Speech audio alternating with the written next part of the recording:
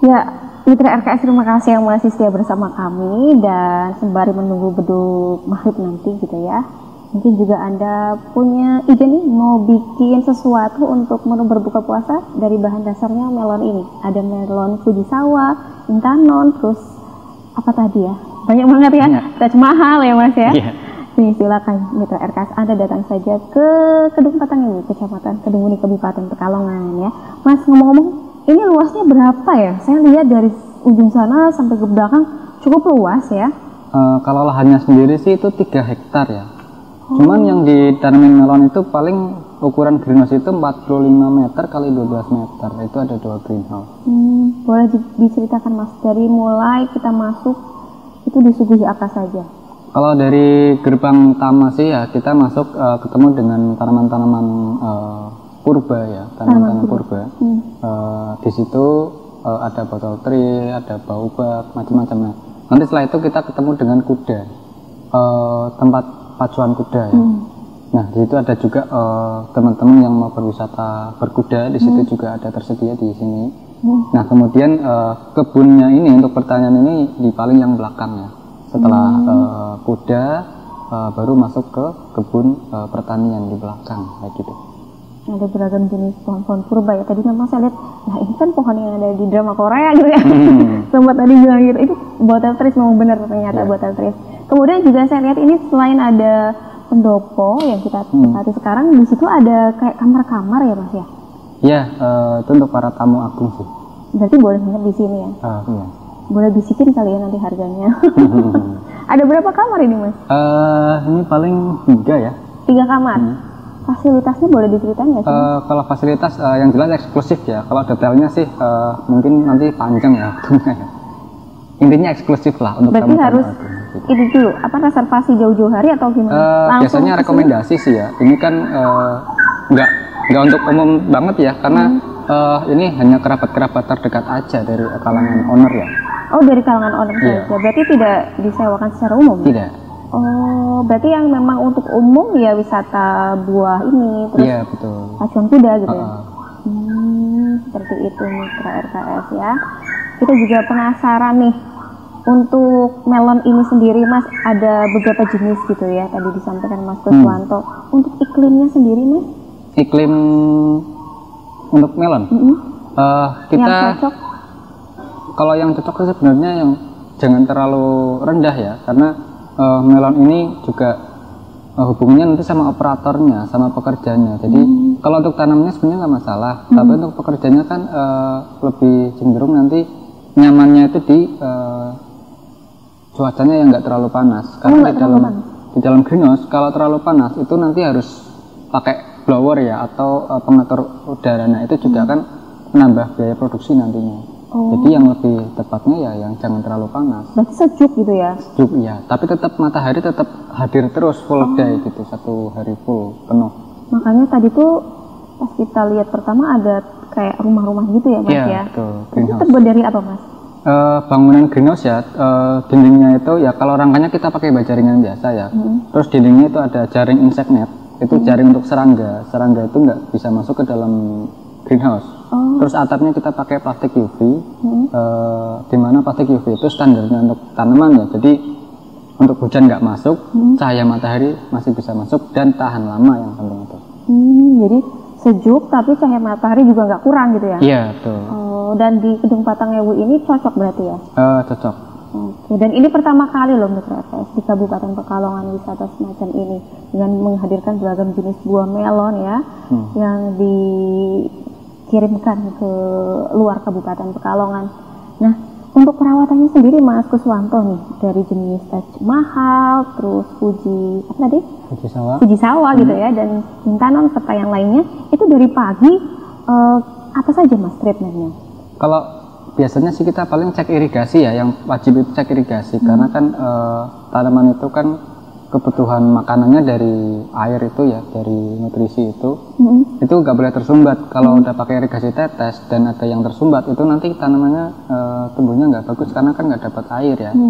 Terus yang selanjutnya paling ngecek hama sih ya. Walaupun udah ada insect net atau greenhouse, tetap ada operator yang keliling untuk ngecek hama. Nah jadi biar biar tanamannya itu benar-benar mulus atau benar-benar sehat ya, terkendali kayak gitu. Terus sampai sore?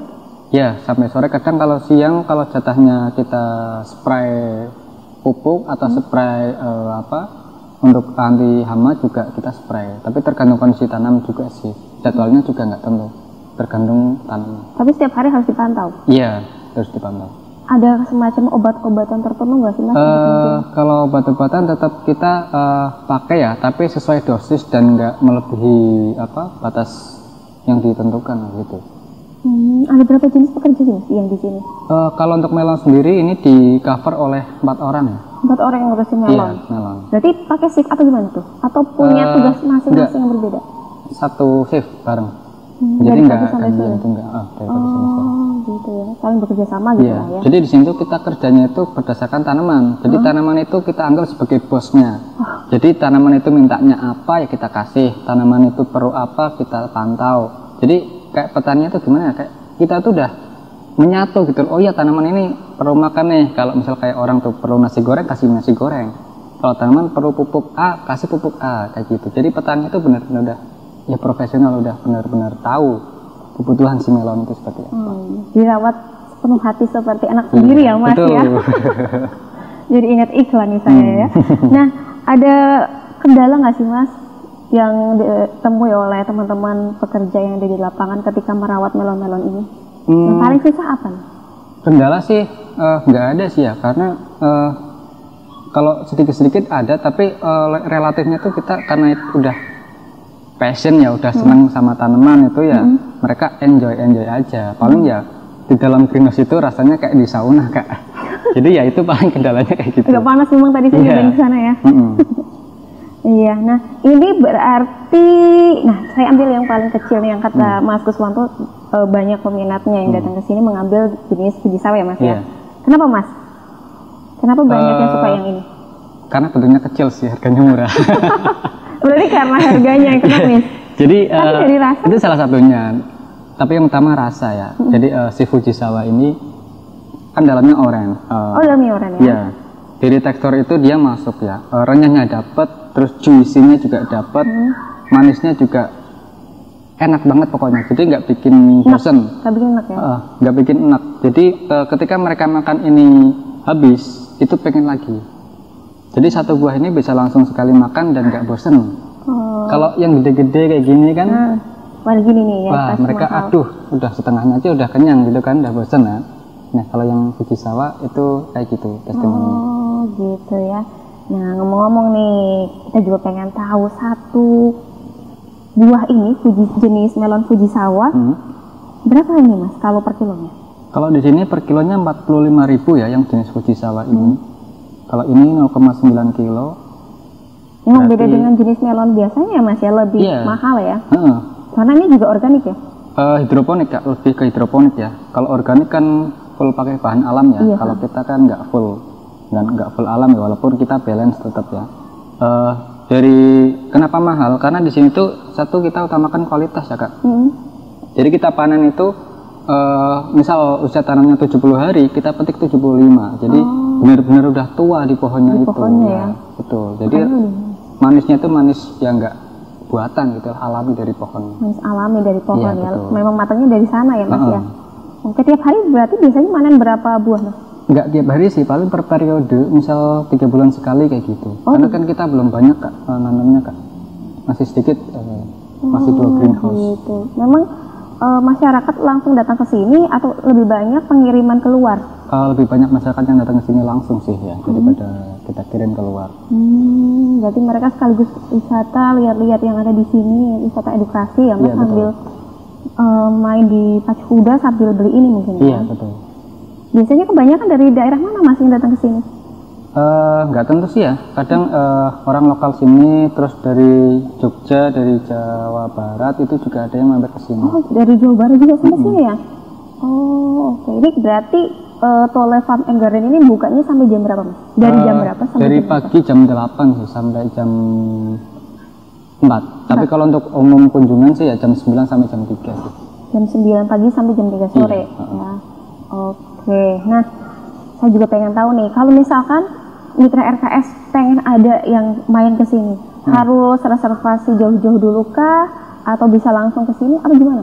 Kalau sementara kan kita belum buka untuk umum ya, maksudnya belum belum buka untuk wisata lah ibaratnya. Jadi kita ya siapapun yang mau datang ya paling ya hanya lihat-lihat aja, belum ada kayak edukasi dan lain-lain. Tapi ke depan kita ada yang namanya edukasi untuk pendidikan ya, baik umum maupun instansi yang kedinasan ya, itu ada dari jenjang PAUD, TK, SD sampai bahkan untuk magang atau prakerin atau untuk anak-anak mahasiswa ya, itu bisa join ke sini, bisa gabung, bisa nanti belajar di sini bareng kayak gitu. Nanti paket-paketnya ada sendiri-sendiri. Berarti sejauh ini masih free ya Mas ya, belum dikenai tiket atau apapun gitu ya.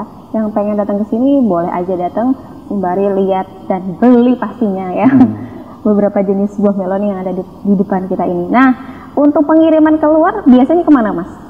Paling banyak sih Jawa Barat sama Jogja ya. Ada Jawa Timur sedikit lah. Jawa Timur. Tapi berarti mereka langganan terus? Enggak, ya terus karena kita kan tiap panen itu mereka pasti beli. Tiap panen mereka pasti beli ya. Oke nih. Nah, untuk ini ada yang sudah kebuka nih. Mungkin terlalu matang kali ya Mas ya. Harum sekali Mitra RKS. Sayangnya saya masih basah. Nah, Mas, untuk harapan atau pesan yang disampaikan kepada pendengar kita yang lagi nonton kita hari ini apa nih? Kalau harapan sih ya pokoknya jangan menyerah ya untuk berkebun. Sekarang kan itu petani itu ada kata-kata gini Kak, selamat kepada petani milenial. Tapi jawabannya milenial nggak mau jadi petani.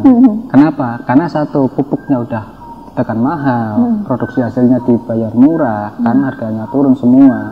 Nah, pokoknya jangan terlalu larut di arus yang seperti itu. Kita ciptakan sesuatu brand sendirilah. Kayak contoh di sini, ini melon yang segini, katakanlah segini.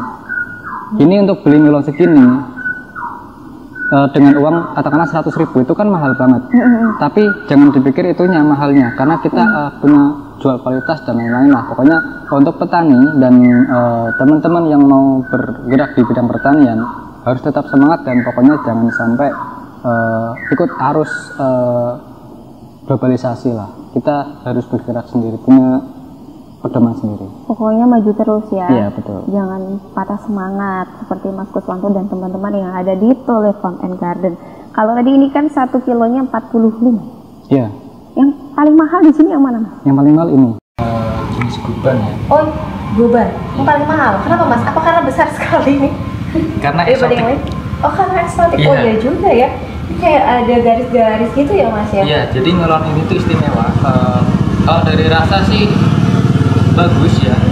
Dia teksturnya renyah, crispy, dan rasanya manisnya sedang. Jadi dalamnya warnanya oranye, menggoda banget untuk di testimoni kayak gitu. Jadi lebih ke eksotik ya, eksotik melon ya, bukan karena rasa atau apa. Tapi rasanya hampir semua sama? Iya, hampir semua sama. Ini berapa tadi 1 kilonya? 1 kilo 60 yang 60, ini 45. Dan yang lain mungkin? Paling murah 40. 40? Oh yang ini? golden ya. Oh golden. Nah Mas, kalau perawatan dari mulai menanam sampai tanam itu kira-kira menghabiskan berapa nih Mas? Kalau biaya produksi sih kemarin kita di angka 20.000 per kilo ya. 20.000 per kilo? Per kilo. Kalau kita jual misalnya 40.000 ya per kilo, ya itu udah kalau 100% lah. Cuman kan namanya pertanian tetap nggak bakal laku semua Kak, tetap kita hitung kerugian kan. Nah itu tetap masuk, tapi hitung-hitungannya seperti itu. Bisa jadi ini Mitra RKS yang masih bingung kira-kira ke depan mau ngapain ya untuk budidaya jenis melon ini ya Mas ya. Kalau pengen nanya-nanya boleh pasti ya Mas boleh, ya? boleh datang ke sini. Di mana Mas tempatnya? Ini di Gedung Batangewu, Kecamatan Kedungunu ya. Tapi ini perbatasan sebenarnya dengan Desa Pegadaian Tengah, Wonopringgo. Jadi antara dua kecamatan itu ya, pokoknya kita di perbatasan.